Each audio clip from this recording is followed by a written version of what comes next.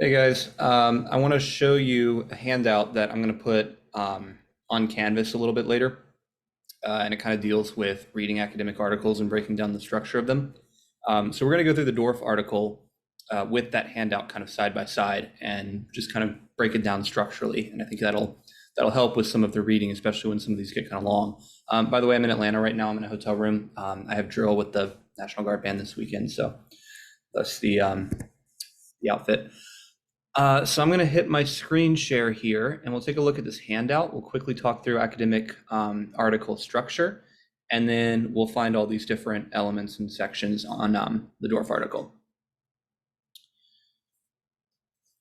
All right, and my computer is an absolute mess because I have 15 million things open. But this handout is right here. And what it breaks down, you've got on your left and your right, social sciences, sciences, and humanities on the right. Scientific articles have a fairly strict structure that they follow. So this is useful for that. You'll doubtless, if you haven't already, take some science classes while you're in school. So maybe hold on to this, but I'm not going to really break this part down because it's not relevant to what we're doing. Humanities articles do follow something of a formal template. They're not quite as strict as science articles. But what you will see almost always, more and more these days, you'll have an abstract, which we'll talk about a little bit later in the semester. And if the article you're reading has an abstract, always start there. Read that really carefully because that is a 250 word distillation of everything that article is going to say. If you're doing a research project, read a whole bunch of abstracts before you ever read an article. That will tell you right away if the article is relevant or not to your research, most often. Now, interestingly enough, the Dorff article is a little unique in that it actually doesn't have an abstract. Again, this is often but not always, and I would say with more recent articles, it's very rare to find one that doesn't have an abstract, but it does happen. Okay, so then we're going to go through the beginning of the article. Introduction, literature review and/or history. This is kind of background material. Researcher's perspective, theory, and isms. So all of these are kind of in that introductory section of the article. If we come down here, this is going to be your main body of the article, where it's analyzing the particular case study that it's using to prove its claim, and breaking down different themes like the ones that we identified in the Dorff the other day. And then your conclusion is going to kind of sum up and sort of make the argument, again, that was made in the introduction and say this is how the analysis fits with it. And I love this. It's circled here. It says start here. This is sometimes part of the analysis. Yeah, sometimes that isn't, it's not clearly demarcated. Sometimes it's kind of, the analysis just morphs into that. But I love here, it says start here. So this is going to give you what you need to be looking for in the article. Because I think that's one of the challenging things about reading academic articles is it's easy to get lost in the weeds and not know what you're reading or why. When you're reading a textbook, you're getting this happened, then this happened, then this happened. This is important because X, Y, and Z. An article is not doing that. What an article is doing is making an argument. So it's not giving you facts just so you know them, so you can write them down and learn them like a textbook does. An article is making an argument. So what we want to do is start right here because it tells us this is how the argument that is being made by the author is proved by the content in the analysis section. This notes MLA is a common citation format in the humanities. We actually use Chicago in music writing. So that's the little superscript numbers, and you can go down and see all the different authors that are being cited in the footnotes, and that's useful as well. It compares it to APA for the sciences, which makes dates more prominent. Scientific research goes out of date a little faster than humanities research, so we're really looking at authors. Who are they citing? What kind of vein of thought are they using? So I thought what we do is with this up, I'm going to go to the Dorff article, and we're going to find all these different sections in that article. So first of all, we're going to go down to the conclusion, and this one's nice because it's marked out right here. And we're going to start reading this conclusion, and I'm going to go to one sentence in particular here. Gilgamesh is the perfect, actually a couple sentences. Gilgamesh is the perfect metaphor for the reconstructed harps and arches and the newly invented music of the ancient Sumerians. Like Gilgamesh himself, the music is merely the storyteller and the historian. And the history this music tells is not solely for other historians, but for all people. The public performance of history, real, imagined, or destroyed, inspires many musicians to perform the past, made accessible. I can't talk today. It reenacts destruction and rebirth. Gilgamesh believes he never should have set out on his search for everlasting life. He fears he failed his quest. I'll skip a little bit of that. Monuments, museums, and triumphal arches don't stand forever. War, violence, time, and neglect, and human stupidity destroy all. As the epic proclaims, nothing at all has lasted. What survives is the process of history. The telling anew of history endures, reconstructed and reperformed again and again. So right here, what we have is kind of a distillation of what the analysis of this particular case study has to do with the author's larger point. The point isn't about what happened at Trafalgar Square in 2016. The point is, 2016. The point is what it says about the author's stance on history.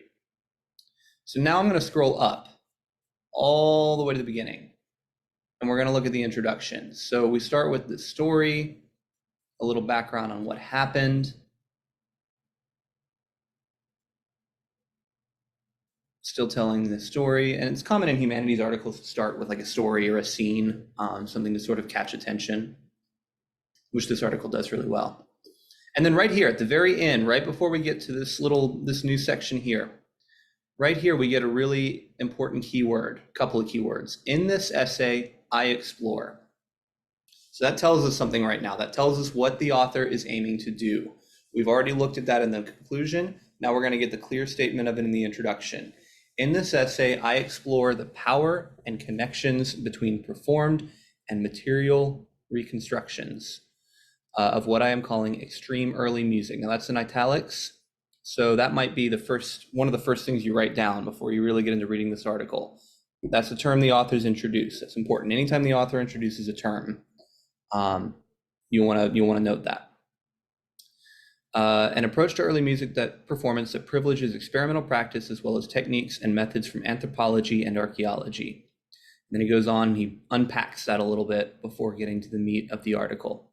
Now, I don't personally love the word I explore here. I think it's a little bit vague as a sort of thesis statement, as sort of an argumentative statement. I think I argue or I assert or something like that is a little bit more clear, but nevertheless, he pretty clearly states what he's doing in this article.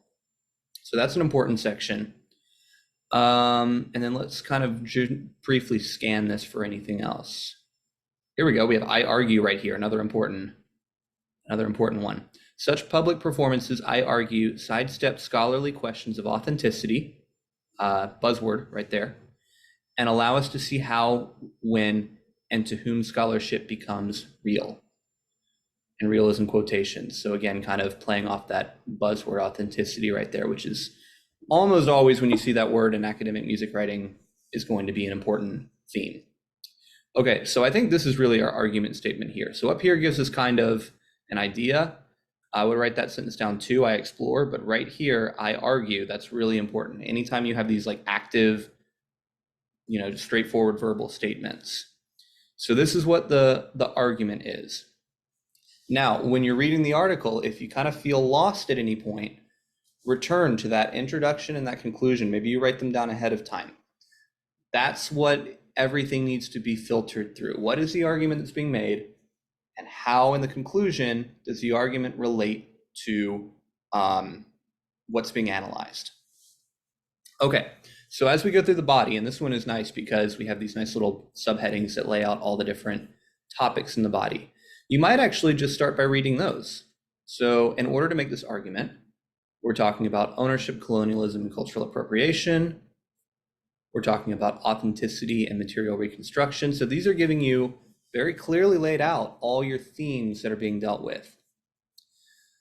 Now, another thing you can do And I do encourage close reading of these articles. But another thing you can do, especially on a first read through, if the article is written as clearly as this one is, you can actually get a lot from reading the first and last sentence of each paragraph.